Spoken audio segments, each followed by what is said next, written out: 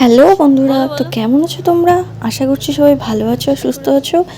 আমি তিথি, আমার নতুন একটা চ্যানেলে তোমাদের সুস্বাগত।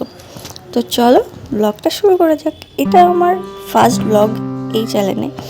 তো সকাল সকাল উঠে দেখো বাইরে আকাশটা কি সুন্দর লাগছে দেখতে। আর বাপি এখানে আমাদের উলো, কানি আর রোগীকে খাবার খাওয়াচ্ছে। আর দেখো এই গাছটাতে একটাই আম রয়েছে, আর তো এটাকে আমরা রেখে দিয়েছি। আর আমাদের বাড়িতে অনেক রকমের ফুল গাছ আছে, আস্তে আস্তে সেটা সবার সাথে শেয়ার করব। তো দেখো প্রথম থেকে একটু শুরু করলাম। আর এই যে রুগী, এই হুলো আর রুগী শুয়েছিল, এদের তিনজনের সাথেও তোমাদের পরিচয় করিয়ে দেবো আস্তে আস্তে। আর এই যে আমার ঘরের অবস্থা, এখন কর্তামশাই উঠেছেন, উঠে উনি বাইরে গেছে। আর আমি চা খেতে খেতে ধুয়ে দিয়েছি ওখানে। আর মামুনি এখানে রান্না শুরু করে দিয়েছে। তো মামুনিকে বললাম একটু হাই বলতে, তো হাই বলে দিল মামুনি। মামুনি এখানে 5 মেশালে একটা তরকারি করছে, আর এখানে ডিম সিদ্ধ করা হয়েছে। তো তারপরে আমি ঘরে চলে এলাম। আর এখানে আমার ঘরে বিছানাগুলো ভালো করে ঝেড়ে ঝেড়ে নিচ্ছি। একটু পরেই এত সুন্দর করে গুছিয়ে গেছে, রেখে কোনো লাভ নেই। একটু পরেই এটা যেমন তো তেমন হয়ে যাবে, এই অবস্থায় হয়ে যাবে। কেননা আমার কর্তামশাই এখানে বসেই খাবে, এখানেই সারাদিন শুয়ে থাকবে যতক্ষণ না উনি কাজে যাচ্ছেন।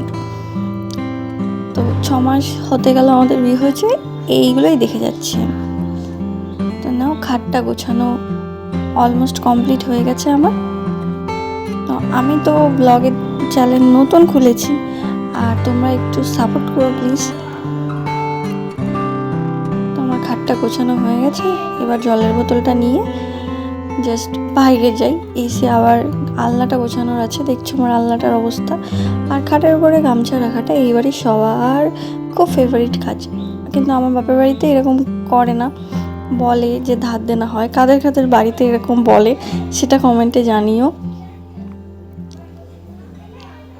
তো আমি এখানে সব কিছু ভাঁজ করে রাখছিলাম, আর যেগুলো কাঁচা কোচা হয়েছিল কালকে সেগুলো সব এখানে গুছিয়ে গেছিয়ে রাখবো বলে আলাদা আলাদা করে রাখছি।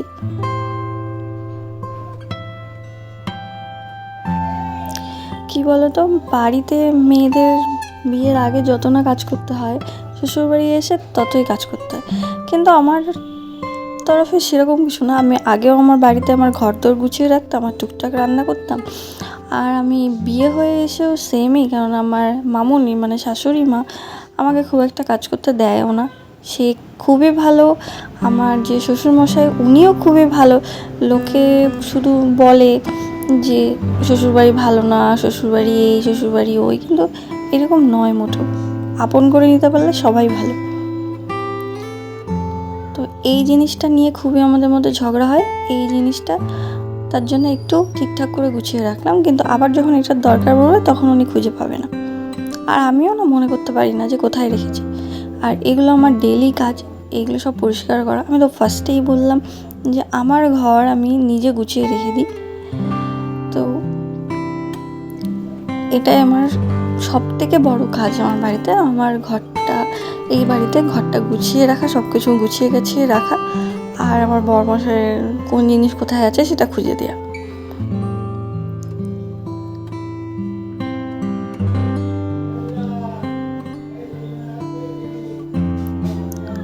তো এই ফ্রিজের হ্যান্ডেলটা প্রচণ্ড পরিমাণে ময়লা হয়ে যায়, কেননা এটাতেই হাত দিয়ে দিয়ে, তাই ভালো করে পরিষ্কার করে নিচ্ছি। আর চল এবার আমার বরমশাইকে খেতে দেওয়ার সময় হয়ে গেছে। তো ওনাকে খেতে দেওয়া হয়েছে। আমি সকালবেলা একটু চা খেলাম, কারণ আমার প্রচণ্ড মাথা যন্ত্রণা করছিল। আর উনি খেতে বসেছে, খেতে বসে আমাকে অনেক কিছু জ্ঞান দিচ্ছিল, ঝগড়া করছিল। শুনে নাও তোমরা। মাছ খায় কেটা? স্ট্যান্ডার্ড লোকরা ডিম মাছ সব খাচ্ছে, বলো। আর খাটের পরে বসে খাচ্ছে, কিছু করার নেই। আবার বা হাত দিয়ে কাটা বেঁধে খাচ্ছে, বলো। তো উনি ক্যামেরার সামনে আসতে একদমই ভালোবাসে না, ওনার লজ্জা করে। এমাকে অ্যাডভাইস দিচ্ছি বিয়ের ফটোতে কিভাবে ঝগড়া করার জন্য। ফটো তুলেছে এটা নিয়ে আমি বহু চিন্তিত ছিলাম। আর আজকে আমাকে জ্ঞান দিচ্ছিল এই করে ব্লগ করতে হবে। তো আমি একটু চা খেয়েছিলাম, তারপর একটু ছাতু গুলিয়ে নিলাম। আমি সকালবেলা বেশিরভাগ ছাতু, চিয়া সিড, ওটস এসবই খাই। তো আজকে ভাবলাম ছাতু গুলিয়ে নিই, আর একটুখানি ভোগের খিচুড়ি ছিল, ভাবলাম সেটা খাবো ওখানে। তো তার মধ্যেই আমার মাথা যন্ত্রণা করছিল বলে বাপিকে, মানে আমার শ্বশুরমশাইকে তোমার ডার্ক চকলেট আনতে বলেছিল আমার বর। তো সেটা বাপি নিয়ে চলে এসেছিলো, আর সেটা একটু আনবক্সিং করে তোমাদের দেখিয়েও দিলাম। তো এটা খেয়ে দেখলাম হ্যাঁ আমুলের মতনই সেম টু সেম। আর এই যে বলছিলাম ভোগের খিচুড়ি ছিল, তাই আমি একটু ভোগের খিচুড়ি খেয়ে নিলাম। আর আমার না ভোগের খিচুড়ি খেতে খুব ভালো লাগে, খিচুড়ি হলেই আমার ভালো লাগে, কিন্তু তারপর প্রচণ্ড গ্যাস হয়। আর তারপরে চলে আসলো আমার একটা পার্সেল। আজকে না একটা ঝামেলা হয়ে গেছে, আমি অর্ডার করেছিলাম কালো কালারের একটা কুর্তি, কিন্তু চলে এসেছে সাদা কালারের কুর্তি। দেখো আমি খুলে তো অবাক, এ কি! কিন্তু কুর্তিটা খুবই সুন্দর ছিল, তাই আর রিটার্ন করিনি বা রিপ্লেসমেন্টও করলাম না। ভাবলাম এই সাদা কালারটা রেখে, আর আমার সাদা কালার পরতে এমনিও ভালো লাগে তাই। আর এখন যখন আমি ভয়েস ওভার দিচ্ছি তখন সন্ধে হয়ে গেছে, তাই সবাই সন্ধে দিচ্ছে, উল দিচ্ছে। তো ব্লগটা কেমন লাগলো আর এই কুর্তিটাও কেমন লাগলো তোমরা জানাবে।